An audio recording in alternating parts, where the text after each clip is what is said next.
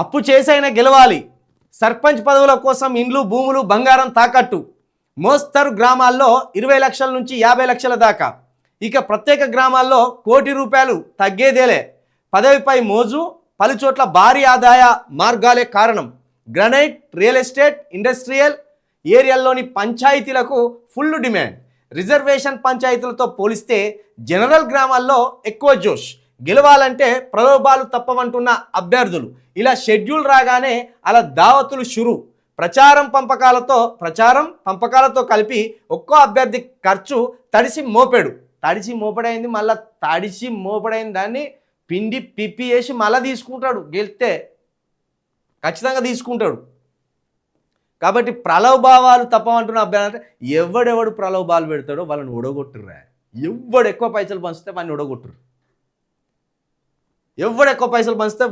ఇప్పుడు granite, real estate, industrial ఈ 3 మార్గాల ద్వారా వచ్చే సంపాదన అది గ్రామ అభివృద్ధికి హాస్పిటళ్ళ రూపంలో, గ్రామ అభివృద్ధికి పాఠశాలల రూపంలో, గ్రామ అభివృద్ధికి గ్రంథాలయాల రూపంలో, గ్రామ అభివృద్ధికి రోడ్ల రూపంలో, గ్రామ అభివృద్ధికి పచ్చదనాన్ని పెంపొందించే చెట్లను నాటడంలో, కాలుష్యాన్ని నివారించడంలో ఈ ఆదాయ మార్గాల ద్వారా వచ్చే మొత్తాన్ని ఉపయోగించాలి. కానీ ఇదేం జరుగుతుంది, అభ్యర్థులు ఇక్కడ ₹1 కోటి పెడతారు, మరి ₹1 కోటి పెట్టి మళ్ళీ 2 కోట్లు సంపాదించుకోకపోతే ఇక సర్పంచ్ గెలిచి ఏం లాభం అనే కాడికి వస్తుంది. కాబట్టి బాగా గుర్తుపెట్టుకోరు. నేను ఒక అబ్బాయి నేను చూసిన ఎక్కడ ఫేస్బుక్లో, మీకు రోడ్డు కావాలంటే నాకు ఓటు ఎగిరి అన్నాడు, సింపుల్గా అంతే. నేను వెతికిన ఫేస్బుక్లో తీసుకున్నాను లేక అది పైకి వెళ్ళిపోయింది, ఇట్లా మనం సెర్చ్ చేస్తా అంటే. కాబట్టి గ్రామ అవసరాలను తీర్చే వాళ్ళను ఎన్నుకోరు, గ్రామ అవసరాలను తీర్చాలి, గ్రామ సమస్యలు పరిష్కరించాలి. అది కాకుండా ఇట్లా ₹1 కోటి పెట్టింది అనుకో, ఖచ్చితంగా మళ్ళీ మీ తలల మీదనే ₹2 కోట్ల వసూలు చేస్తాడు.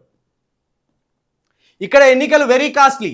రంగారెడ్డి జిల్లాలోని ఒక గ్రామం మీదుగా కొత్త హైవే నిర్మాణం జరుగుతుండడంతో ఒక్కసారిగా భూముల రేట్లు పెరిగాయి. ప్రస్తుతం రియల్ ఎస్టేట్కు హాట్ స్పాట్గా మారిన ఈ గ్రామంలో తొలి విడతలో పోలింగ్ జరగనుంది.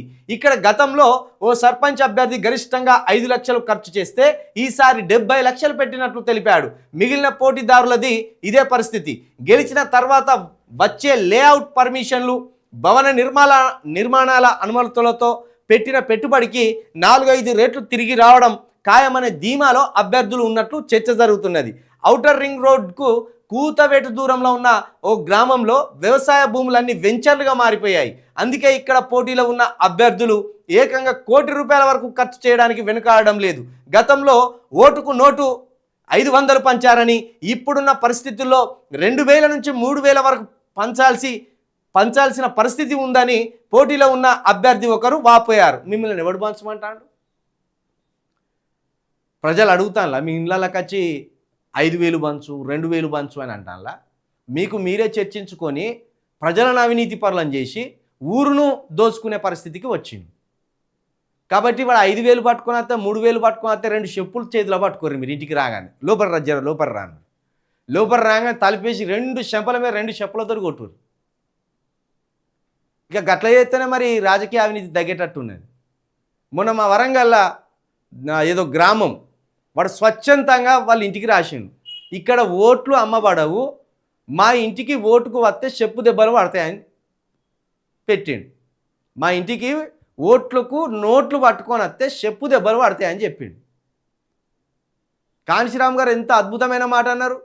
మీకు అవినీతి లేని, అక్రమం లేని, నిజాయితీతో కూడిన పరిపాలన కావాలంటే ఓటు మీరే వేయాలి. ఆ ఓటు కోసం నేను ప్రయాణించడానికి నోటు కూడా మీరే ఇవ్వాలి అని చెప్పిండు కాంశీరామ్ గారు. మనోళ్ళు ఏంటిది, ఓటుకు నోటు ఇచ్చి మొత్తం పొతం పడతారు. ఇక ఊరును మొత్తం పొతం పడతారు. మరి ఆలోచించండి యువకులు, ఆలోచించకపోతే ఇక ఆగమైపోతుంది మరి రాష్ట్రం మెల్లమెల్లగా.